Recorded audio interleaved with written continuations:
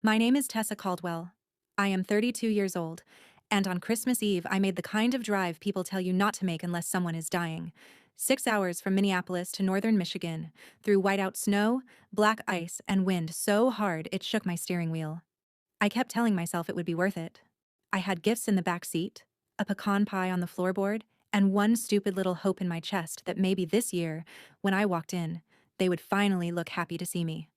By the time I pulled into the driveway, my hands were stiff from gripping the wheel. The windows of the house glowed warm. Cars filled the driveway. Everyone was inside. Everyone except me. I stepped onto the porch with snow in my hair and knocked. The door opened only a few inches. My brother looked at me, looked past me at my car, then smiled like I had just walked into a joke everyone else already knew. He said, "You really did not get the hint, did you? It is family only, this year." For a second, I honestly thought I had misheard him. Family only, while I was standing there with Christmas gifts in my arms. No one came behind him. No one called my name. No one said, "Let her in."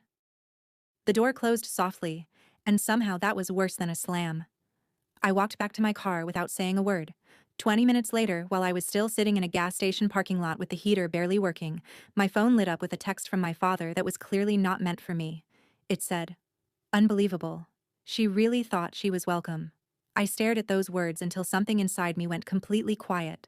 Then I opened my banking app and started canceling every automatic payment connected to them.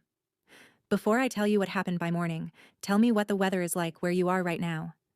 Is it cold, heavy, and silent like that night was for me? Or is it the kind of weather that makes people feel safe?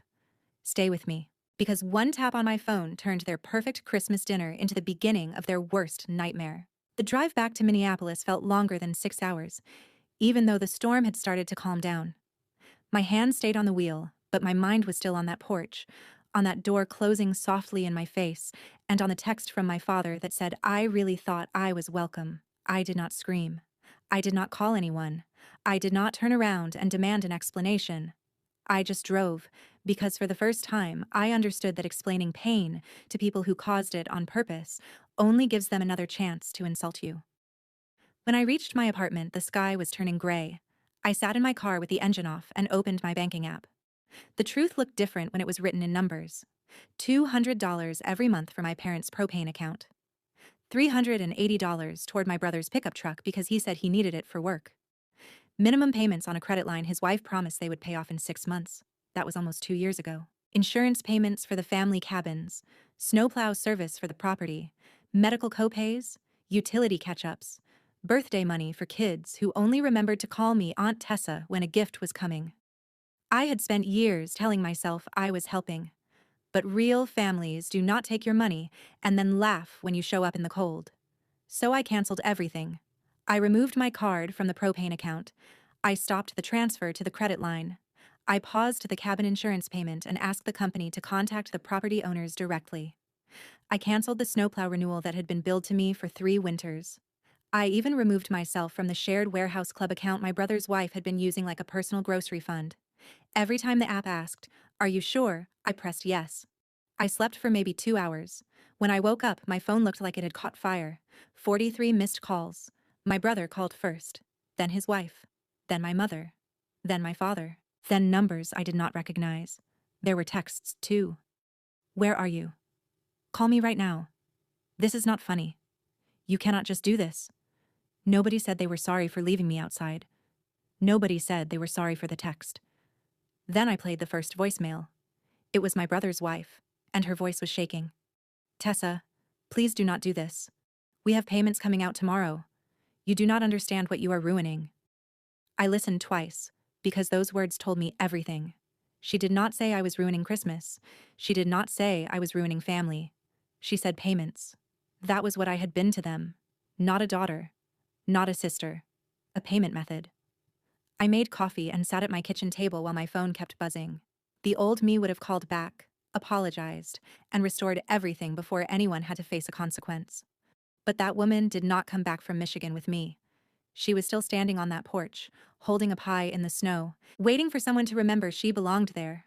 Around noon, my father left a voicemail. He sounded irritated, not ashamed. "Tessa, this is childish. Families have misunderstandings. You need to call us before this gets out of hand." I almost laughed. A misunderstanding is forgetting to set an extra plate. Telling your daughter she is not family, then admitting you all knew she was not welcome, is not a misunderstanding. It is a confession. I did not reply. I opened my laptop and started downloading statements. Every transfer, every bill, every account confirmation. I put them into a folder named Christmas. At first, I thought I was only protecting myself emotionally. I did not know I was about to need those records for something much bigger. Later that afternoon, an email came in from a bank in Michigan. It was a routine notification about a refinance application connected to Caldwell Pine Farm and winter cabins. At the bottom, under financial guarantor, was my full legal name. I had not signed anything. I had not agreed to anything. And if they were willing to throw me out on Christmas Eve while still using my name to borrow money, then this was no longer a family drama. This was fraud. I spent Christmas Day alone, but it was not the sad movie version of alone. No crying on the floor, no dramatic music, no bottle of wine. It was quieter than that. I stood in my kitchen, made toast, and realized I had no idea what I liked to do when nobody needed me. That scared me more than the silence. For years, my schedule had been full of other people's emergencies. I worked long hours at the credit union, and when I got home, there was always something from my family waiting. A bill, a complaint, a guilt trip wrapped in casual language. We are fine, do not worry, but the propane company has been calling. Or, I guess we will figure out the truck payment somehow. They never technically demanded anything, because demanding would make them look greedy. They just placed the problem in front of me and waited for me to pick it up. And I always did. That Christmas, I did something radical. I left the problem on the floor. I blocked notifications from the family group chat. I made breakfast. I cleaned my apartment. I took a long shower and then sat at my desk, looking at the life I had built. It was neat, successful, and empty. Nice couch, no memories. Good kitchen, no favorite meals. Books I meant to read. Shoes for hobbies I never started. I had spent so many years being useful that I forgot to become happy. The first thing I bought for myself was a small rosemary plant from the grocery store downstairs. It smelled like something alive. I put it in the kitchen window and named it June, mostly because winter had taken enough from me. Then I signed up for a cooking class. I went back to the gym. The first workout was awful, but walking home in the cold afterward, I felt present in my own body again instead of trapped inside everyone else's expectations. Work started again after the holiday, and I threw myself into it in a different way. I was a fraud risk analyst, which meant my job was to notice patterns other people ignored. Repeated transfers, suspicious signatures, sudden changes in financial behavior. People think fraud looks dramatic, but most of the time it looks ordinary. A familiar name on a form, a rushed signature, a relative saying, "Do not worry, we already handled it." Maybe that was why the email from the Michigan bank bothered me so much. The refinance application connected to Caldwell Pine Farm should never have included my name. The property belonged to my parents. My grandfather had started it decades ago as a Christmas tree farm, then added a few winter cabins for families who wanted a quiet holiday near the lake. It was not glamorous, but it mattered. I had helped pay insurance because my mother once cried to me, saying she was afraid they would lose it after a bad season. I thought I was preserving something for all of us. Now my name was being used as a guarantor for money I had never approved. I called the bank calmly and asked for any documents bearing my consent. The representative hesitated when I gave my name. That hesitation told me enough. She said the application had been started, and yes, my name was listed as financial support. I asked if there was a signed authorization. She paused again and said it was pending review. Pending review is a beautiful phrase when you know how to hear it. It means something is not clean yet. I thanked her, hung up, and started a new folder on my laptop. This one I named Evidence. Over the next few weeks, I saved voicemails, downloaded old payment records, and found every email where my brother or his wife mentioned the farm, the cabins, the truck, the credit line, or needing just a little help until things got stable. I did not know exactly what I was building yet, but I knew I was building something. Then, near the end of January, my mother called. I almost let it go to voicemail, but something made me answer. Her voice was low and nervous. "Tessa, I did not know you came home on Christmas Eve." Then she whispered, "There are things happening with the farm, and I do not think I understand what I signed." For a few seconds, I said nothing. I just listened to my mother breathing on the other end of the line like she had been holding fear inside her for too long. Then I asked her to start from the beginning. She told me that on Christmas Eve she had been upstairs getting ready when I knocked. My brother told her it was someone dropping off a package. His wife said not to worry about it. My father knew better. He knew there was a chance it was me, but he did not come to the door. He did not call my name. He chose the warm room, the full plate, and the easy silence. That hurt more than I expected. I could understand being disliked by someone selfish. I could even understand being used by someone greedy. But my father had always acted like the fair one, the reasonable one, the man who said family should not fight on holidays. Now I understood that some people do not create peace. They just protect the bully from consequences. My mother cried when I told her about the text he sent by mistake. She said she did not know. I believed her, but belief did not heal it. Then she told me about the papers. My brother and his wife had been coming over almost every weekend.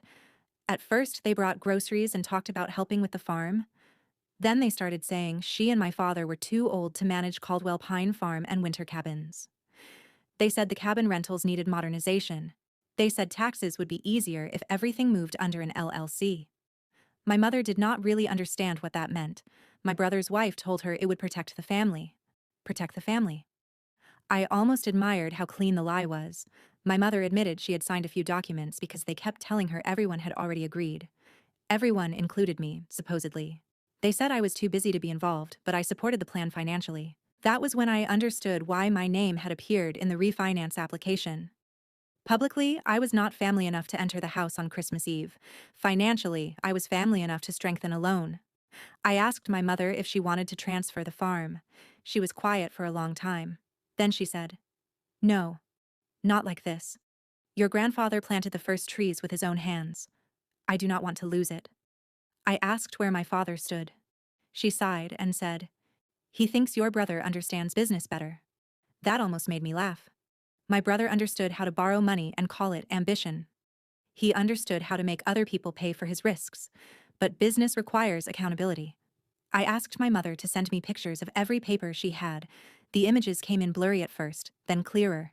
A management agreement, a draft power of attorney, a refinance authorization, a document referencing a company I had never heard of, North Lantern Holdings. I searched the name while she was still on the phone.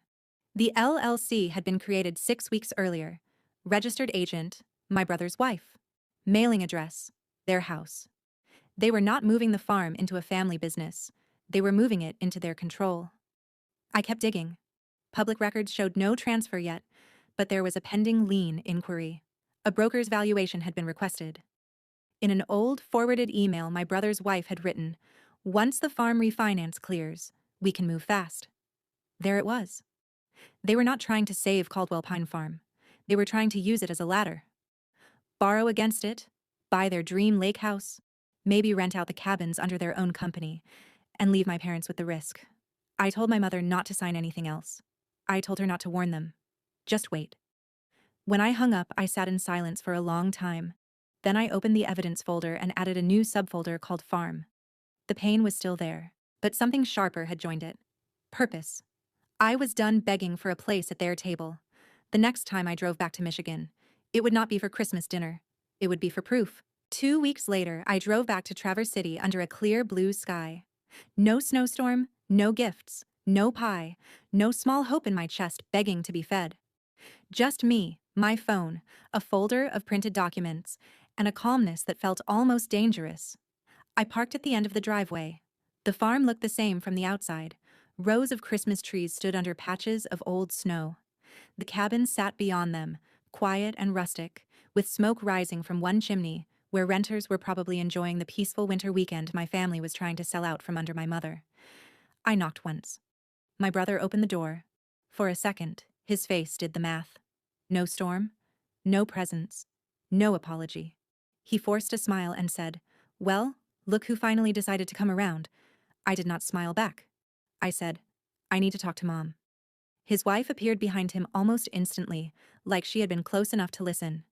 She said my mother was resting. I said, "Then she can tell me that herself." They exchanged a quick look. That tiny flash of panic people get when the person they used to control stops following the script. My brother stepped aside. My father was in the living room, sitting in his recliner with the TV muted.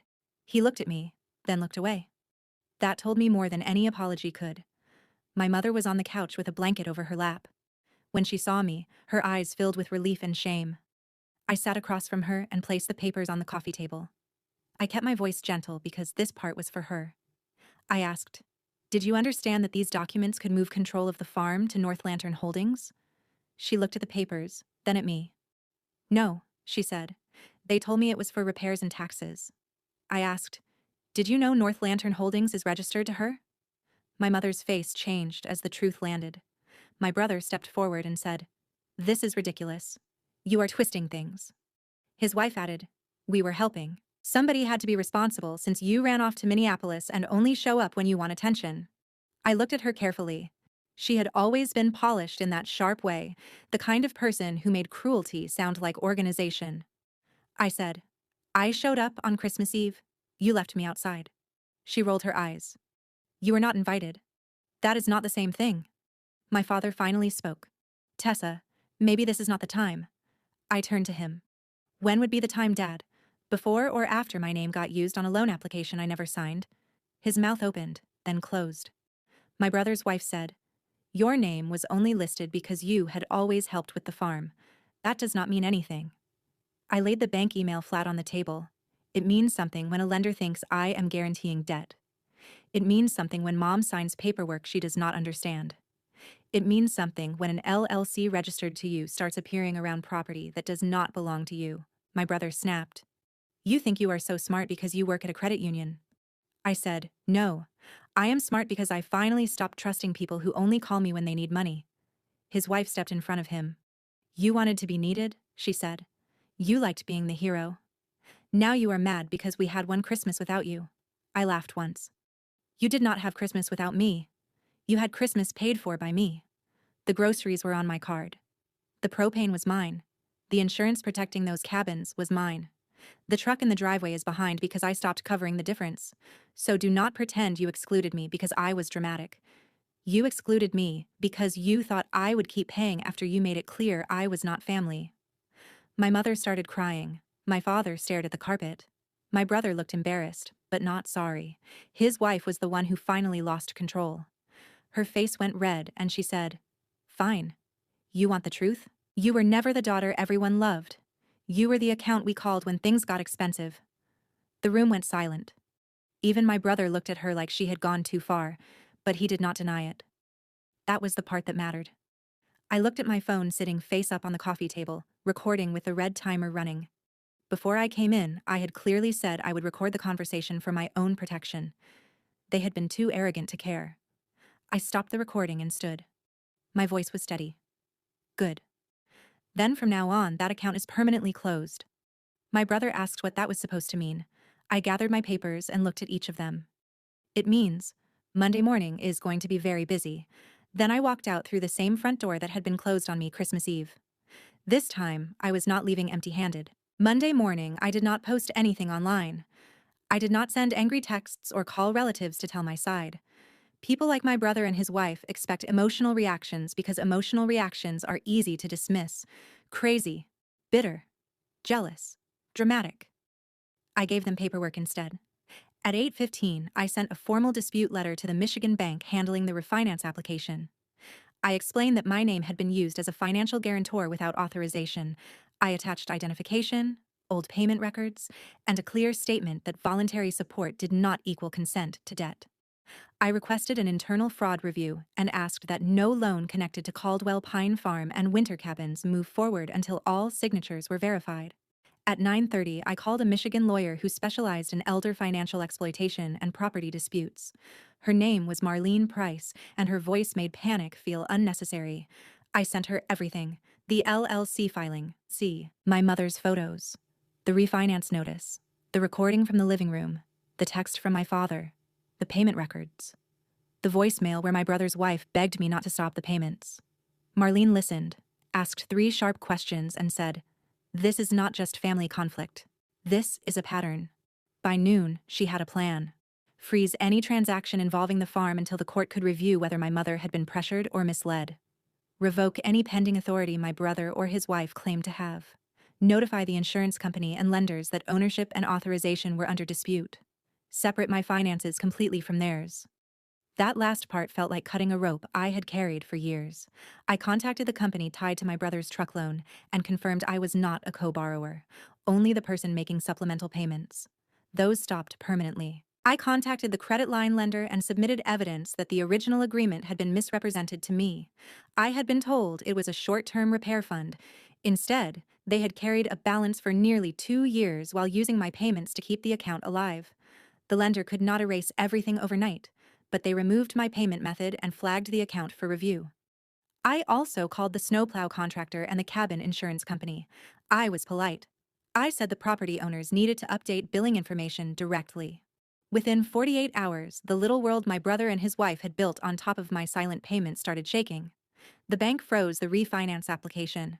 The insurance company demanded ownership and payment verification. The credit line went past due because they assumed I would cave. The truck loan payment bounced. The lake house they were trying to buy suddenly required proof of funds they did not have. My brother called me 13 times in one day. His wife called from blocked numbers. My father left a voicemail saying I was humiliating the family. That almost made me angry enough to call back. They had humiliated me in the snow. They had used my name without permission. They had pushed my mother toward signing away control of property she did not understand. What they called humiliation was simply exposure. A week later, Marlene filed for an emergency hearing. My mother agreed to give a statement. That surprised me. I thought fear might make her retreat like always. But the night before she signed the affidavit, she told me, "I let too many things happen because I wanted everyone to get along. I cannot keep calling that peace." My father did not take it well. He called and said I was turning my mother against him. I told him the truth was doing that without my help. He said my brother made mistakes, but did not deserve to lose everything. I said, "Dad, I drove 6 hours through a storm, and you let me stand outside like I was nothing. Then you joked about it. You do not get to lecture me about what people deserve." For once, he had no smooth sentence to hide behind. Before the hearing, my brother's wife tried one last move. She sent a long message to the family group chat, saying I was unstable and bitter, trying to punish everyone because I felt left out at Christmas. She forgot several cousins were still in that chat. One asked if this was about the farm paperwork my mother did not understand. Another asked if they had really used my name on a loan. Then someone else asked why North Lantern Holdings was registered to her and not to my parents. The chat went silent. For the first time, she could not control the room. Then came her voicemail. No sharpness this time, just fear. "Tessa, please. We could lose the lake house deposit. Derek is not sleeping. Your dad is furious. This is going too far. Please, just call me." I saved it in the evidence folder and did not call back. By then, I understood something important. People who rely on your silence will always call you cruel when you finally speak through consequences. The hearing lasted less than an hour, but it changed the shape of my family permanently. My brother arrived in a wrinkled shirt, looking like he had not slept. His wife came dressed like she was attending a business meeting, holding a folder and wearing that controlled expression she used whenever she expected the world to bend around her version of events. My father sat behind them. My mother sat beside me. She looked nervous, but not weak. Marlene presented the case calmly. No insults. No dramatic speeches. Just facts. My mother had signed documents she did not fully understand. An LLC connected to my brother's wife had appeared around the farm paperwork. My name had been listed in a refinance process without my approval. Payments I had made voluntarily had been used to create the impression that I supported a financial plan I had never seen. Then Marlene played the recording from the living room. My brother's wife's voice filled the courtroom. "You were never the daughter everyone loved. You were the account we called when things got expensive." Hearing it there was different. In that quiet room, with a judge listening, the cruelty sounded smaller than I expected. Not powerful. Not clever. Just ugly. My brother stared down at the table. My father closed his eyes. His wife went pale. The judge temporarily froze all movement involving Caldwell Pine Farm and winter cabins. He ordered a review of the refinance application and any documents my mother had signed. He recognized my mother's right to revoke any authority she had given under pressure or misunderstanding. The bank later removed my name from the application and opened its own investigation into how it got there. The LLC transfer died before it could become official. The lake house deal collapsed first. My brother and his wife lost their deposit because they could not secure financing. Then the credit line came due under terms they could no longer hide from. Without me covering gaps, their truck payment fell behind. They sold it 3 months later. The cabin insurance had to be rewritten under my parents' direct control, and when the insurer reviewed the attempted refinance mess, the premium increased. My brother blamed me for that too, but blame did not pay bills. His wife lost more than money. She lost the image she had polished for years. In a town like Traverse City, people do not need the whole story. They only need to hear that someone tried to move family property into her own company, while an older woman said she did not understand the paperwork. She stopped posting perfect holiday photos. She stopped organizing family events. She stopped using the word responsible like it belonged to her. My brother had to take real work at the farm, not the pretend kind where he held a clipboard and talked about future plans. He cleaned cabins, managed bookings, shoveled snow, repaired fences, and learned how heavy a family business feels when nobody else is secretly paying to keep it standing. My father faced a different consequence. He did not lose a house or a truck, he lost authority. My mother opened separate accounts, hired an independent bookkeeper, and told him no major decision about the farm would be made without her reading every page herself. The first time she said that in front of me, he looked wounded. I did not comfort him. Some wounds are just the feeling of your own choices coming home. As for my mother, our relationship did not magically become perfect. Real healing is not one apology fixing 10 years, but she tried. She called without asking for money. She asked about my cooking class. She remembered the rosemary plant in my kitchen window and asked if June was still alive. I helped her too, but differently. I did not send random money into a black hole anymore. I helped her hire a bookkeeper. I helped set up separate accounts for the farm. I paid a licensed contractor directly to repair the heating system in 2 cabins, with an invoice, a contract, and my mother's written approval. Boundaries did not make me less loving. They made my love safer. By the next Christmas, Caldwell Pine Farm was still standing. The cabins were booked. The tree lot opened on time. My mother and I stood near the front gate one evening while families walked between the rows, choosing trees and carrying cups of hot cider. Snow fell lightly, the gentle kind this time. She looked at me and said, "I used to think peace meant keeping everyone happy. Now I think peace means not betraying yourself to avoid someone else's anger." I nodded because I had learned the same lesson the hard way. I never got a real apology from my brother or his wife. My father eventually said he regretted the text, but regret is not the same as repair. Strangely, I stopped needing it. The win was not that they suffered. The win was that I stopped volunteering to suffer with them. Family can be beautiful, but family without respect becomes a debt you can never finish paying. Helping people you love is not wrong. Being generous is not wrong. But when your kindness becomes an expectation, when your money becomes your only value, and when your silence is required to keep everyone comfortable, that is not love anymore. That is control.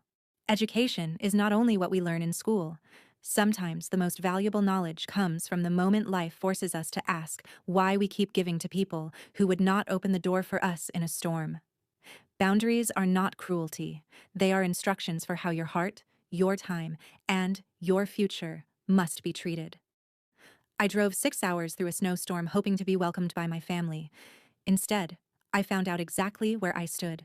And by walking away from that door, I finally walked back into my own life.